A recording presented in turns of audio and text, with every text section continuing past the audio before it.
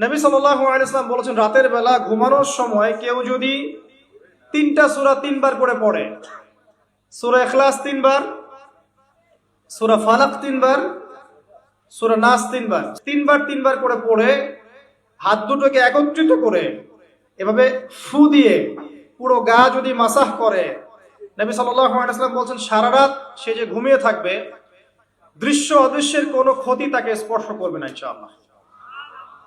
এই আমলটা কি করতে পারি না? আল্লাহ তৌফিক দান করুন।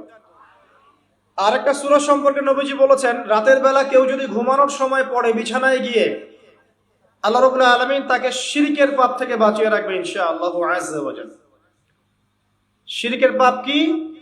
আল্লাহর সাথে অংশীদার করা, যেই পাপের কারণে প্রতি 1999 জন মানুষ জাহান্নামে যাবে। এটা কোন সূরা আগে বলে নেই, এই সূরার নাম হচ্ছে সূরাতুল কাফিরুন।